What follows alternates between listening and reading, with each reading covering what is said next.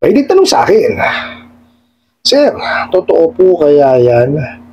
Grabe na pananakot nila sa akin. Halos hindi na ako makalabas ng bahay sa mga pagbabanta nila.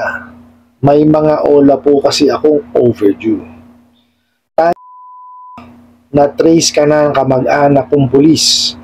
Dahil sa pangungutang mo, damay ang pamilya ko. Sobrang daming nagbabanta. Wala namang kaming kaalam-alam sa utang na hindi namin alam. Sinabi ko kahit magbayad ako, kahit magkano, ipapashoot kita. Utang ka ng utang, ang dami mong dinadamay. Bibigyan kita ng buong maghapon para asikasuhin mo mga naniningil sa'yo. Kapag may nag-text pa sa number ko, huwag mong ipakita kahit anino mo. Idadamay ko din yung pamilya mo, hayop ka. Bayaran mo sila kung ayaw mong tayong dalawa ang magbanggaan. Alright, napakagandang katanungan po nito. Pero bago ho natin sasagutin, imbitahan ko muna sana kayo na pakisuportahan po sana ang aking mga social media accounts sa YouTube, Facebook, and TikTok. Ayan, tumirada na naman ho. Diba ba? Alam nyo, hanga ako sa kanila. Kasi ang galing ho nila mag-isip eh.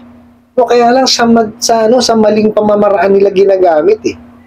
Manong kung yung pagiging pagiging creative nila, sa maganda nila ginagawa, abay baka sakaling naging successful sila. No, tingnan niyo ho, naisip nila na magpanggap na isang reference o yung mga ginagawa nilang pagnanakaw ng mga nasa contact list. Akalain nyo, naisip nila yun. Di ba? Sila na ngayon yung mga nagpapanggap na reference daw. Diba? Kaya lang, halatang-halata mo naman na sila yung ola na nagpapanggap lang din. O, tingnan nyo, patutunayan ho natin. Okay? So, nagmura ho, Tapos, ang sabi, na-trace ka ng kamag-anak kong pulis. Hinto tayo doon. O, nakita nyo. Ano ngayon kung na-trace ho ng pulis? Di po ba? Samantalang ang mga kasamahan ho natin o mga kababayan nating pulis, yan ho ang tagapagpatupad ng peace and order. Di po ba? Bakit pananakot nyo kung na-trace na ng pulis? Ano naman? Di po ba? Yan ho ang mahirap po sa atin. Pinananakot po yung ating mga kababayan, mga pulis. Samantalang tagapagpatupad po ng batas yan. Di po ba? Nagiging mali yung connotation o pananaw o pagtingin sa ating mga kapulisan. Diba? Huwag ganun. Naghahanap buhay ng matitino yung mga kapulisan natin tapos ganyan ang gagawin ninyo. Diba? Hindi tamang gawin yun eh. Hindi ho pinananakot dapat ang ating mga kapulisan. Kaya ho yung ibang mga bata natatakot na rin eh. Diba? Kasi ang iba yung na-feed sa isip ng mga bata na ingat din sa pulis, nakakatakot siya. Hindi nakakatakot ang mga kapulisan natin. At hindi dapat katakutan. Diba? Tagapagpatupad ng batas yan. Ba't nyo katatakutan? Mariusip naman. Kumaintindihan. Tapos yan. Ito tingnan nyo dahil daw sa pangungutang, nadamay ang pamilya. Diba? Kasi sobra daw daming pagbabanta. Ito kung natataka, bakit madadama yung pamilya kung siya yung tinatawagan? O, diba? Kaya halatang-halata po na na abusadong uli. Di po ba? Kasi, kung ikaw nanakaw sa phone book, diba? For example, ang nasa phone book lang is yung nagsasalit yung kunwari na totoong tao na di dapat siya lang. Ibig sabihin, buong pamilya nila nasa phone book nyo. Kasi nadamay. Hindi naman yata tama yun. Di ba? Parang, halatang-halata ho na gawa-gawa. Di po ba? Tapos, may sinabi pa siya dito na kahit daw magbayad siya ng kahit magkano, ipapahano raw kayo. Shoot to di ba? Ha? Kung ganun din lang ang gagawin niya, pag kahit magkano daw ibabayad, tulungan na lang kayo magbayad kung totoo yung sinasabi niya na yun. Di ba? Hindi ko makuha yung logic eh. Di ba? Pero yun kahit magkano. O, excuse me po, ang samantalang ang pangkaraniwan na utang sa OLA, 2,000, 3,000, 4,000. Pagka mag-a-hire ka ng mga gano'n, malalaking halaga yun. Di ba? O, dito naman lang kayo magbayad. Sira-tok-tok din ito, di ba? Tapos, dito niyo siya malalaman na kumbaga, talaga mahalata nyo na sa OLA ho talaga siya. Yung utang ka ng utang, pati daw yung mga hindi dapat madamay, diba, nadadamay daw po. Tapos, bibigyan na lang, pa kayo, talagang tinaningan. Bibigyan daw na maghapon na bayaran at asikasuhin yung mga naniningil. Mga naniningil daw sa inyo. So, halatang halata sila yan. Diba? Ginagamit na lang nila, no, kumbaga, nakagawa sila ng paraan na maisip na gamitin natin yung technique na kunwari yung reference o yung ninakaw na nasa contact list yung nagme-message sa kanya. Di po ba? Kasi ito kung ito yung yung nasa phone book, definitely yan, magre-register din doon sa kliyente yung number kasi nasa phone book nga di ba? Oh, yun ang hindi nila naisip. Diba? Kasi number lang ho yung nakalagay. Hindi ko na ho nilagay number. Number lang ho yung nakalagay. O, kung yan ho talaga is contact reference or kasama yan doon sa ninakaw ng mga bugo katabusan ng online lending apps, magre-reflect yan doon sa cellphone number ng o sa cellphone nung nito pong nagpadala ng katanungan na to. Di po ba? Ganun lang kadali yun. Hindi, ibang number ho lumalabas. So, ibig sabihin, nagpapanggap na naman, which is bawal, di ba? O, alam na ho natin yan na ayon po sa Prohibition on Unfair Debt Collection Practices, bawal po ang magpanggap. O, yan, ginagawa na naman nila. Di ba? Hindi kasi, yung pagdideceive po, yung pandilin lang ng tao, mali yan Di ba? Napakadali hong maningil sa totoo lang. Kausapin nyo lang munang maayos. Diba? Lahat ho kasi ng bagay nakukuha sa maayos na usapan yan. Pagka yan, binalagbag mo talaga na talagang walang patutunguhan yan. Sa totoo lang po. Tapos, sabi niya, kapag daw may nag-text sa number niya, huwag na raw kayo magpakita kahit anino. Kayong mga bugo katabusan ng online lending nga siya hindi nagpapakita. Mario Joseph naman, inaantay nga kayo ng ibang mga kliyente sa bahay nila, At hindi kayo magsipunta. Tsaka yung pinangyayabang nyo na pupunta kayo sa barangay, puntahan nyo. Doon kayo magkita. Hindi nyo naman gagawin. Diba? Sa inyo bumabalik Diba? Takot kayo sa mga multo ninyo. Tatakutin nyo yung mga kliyente nyo pupuntang barangay. Pagka na mainantay kayo, hala. Diba? Puro lang kayo salita.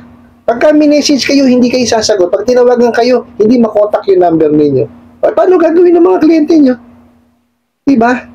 Hindi malago saan lulugar Puro kayo mga gago Sa ulo kayo. Diba? Tapos po, eto pa, halatang halata na ito. Idadamay ko din yung pamilya mo, hayop ka. Bayaran mo sila kung ayaw mong tayong dalawa ang magbangga. Huli. Mga abusadong online lending apps, di ba? Kasi ganito lang yan kung yan talagang yung contact reference na ninakaw nila o yung inilagay nyo na reference, contact reference nyo nga, I don't think na ganyan na magiging reaction. Di ba? Kasi baka ang maging reaction pa nun, maawa pa sa inyo. Diba? Although yes, may mga maiinis kasi nga, binubuliglig, diba? Kasi yun nga ho ang adhikain itong mga bugo katabusadong online lending apps na to, nasirain kayo sa mga kaibigan ninyo. Pero, most of the time yan, hindi naman inis ang or galit ang ang mababalik sa inyo. Baka maawa pa sa inyo yung mga kakilala ninyo. Diba? Kaya ako, lagi kong bilin sa inyo, pagka yan, na-delay kayo, or kahit hindi kayo na-delay, sabihan nyo yung mga nasa contact list po ninyo na nanakaw. yung ano, yung, kumbaga kinuha yung number nila. Eh, hindi nyo naman talaga alam yun. Na, pero ngayon, alam nyo na ho. Di ba? Lalo na ho doon sa mga, ngayon palang maghihiram, wag na kayong sumubok. Naku po. Diyan ho kayo mababaon. Sa totoo lang. Kaya wag nyo na hong tangkain. Ngayon, doon sa nagpadala ho ng katanungan na to, no? Kasi nga, sabi nyo na natatakot na kayong ano, lumabas ng bahay. Diba? Sa kahihiyan. Kasi talagang, well, talaga naman mahihiya kayo kasi yun nga ho ang gustong gawin nitong mga bugo at abusadong online lending apps. Ito, kaya sabi ko, di ba, ipagbigay alam niyo po doon sa mga ano, nasa contact list po ninyo. Maiintindihan mo kayo yan. Tsaka laganap naman na po ngayon yan eh. Kasi, kumbaga, siguro, bihirang-bihira na ho sa hindi nakakaalam sa mga kabugukan itong mga abusadong online lending apps. Ito, bihira na lang ho. Kasi kalat na ho sila sa social media eh. Diba? Pati nga ho sa mainstream media, nababalita na rin ho sila. So, hindi na ho siya lingid sa kaalaman ng iba. No? Kalimitan yan, may mga nakakaalam na rin, may idea na rin. So, wag ho kayong matakot. Kaya, kagaya yung sinabi ko kanina, ang gawin nyo po, no, is, harapin nyo. Huwag nyo anuhin, huwag nyo huwag nyo taguan. Kasi pagka yan, tinaguan nyo, wala akong mangyayari sa inyo. Lakasan nyo ho. Pinasok nyo na ho yan, nandyan na ho kayo eh. No? Gawin nyo ho, pag-ipunan nyo siya, tsaka nyo siya bayaran. Not only that, inform nyo nga po yung mga nasa contact list po ninyo. Maintindihan kayo yan. Tsaka, ba't kayo mahihiyang lumabas? Wala naman hong tao ngayon na walang utang. Oh, lahat po nga ng tao ngayon may utang. Oh, di po ba? Ba't nyo ho katatako? Eh gusto niya, babayaran nyo naman eh. Masakit ho dyan. Kung susubain nyo talaga, eh talagang yun, medyo nakakahiya yun. Pero yung kagaya niyan, babayaran nyo naman. Diba? At hindi nyo naman alam na ganun ang pamamaraan nila ng pagpapautang at paniningil. Aba, hindi nyo ho kasalanan yun. Nangailangan lang ho kayo. Di ho ba? Nagipit lang ho kayo. Hindi ho kasalanan na magipit. Hindi ho kasalanan ng ano, ang tawag dito, yung nangangailangan. Diba? Nang hiram ho kayo eh. Hindi nyo lang naman ho alam din talaga na ano, ganyan magpatakbo yan, mga bugok na yan eh. Di ba? Kung alam nyo siguro na ganyan magpatakbo yan at tinuloy nyo pa rin, eh, kahit pa paano talagang may diferensya na. Di ba? Kaya ano ho, pagka naranasan nyo ng ganyan, naabuso na kayo, nawalang yan na kayo, bayaran nyo.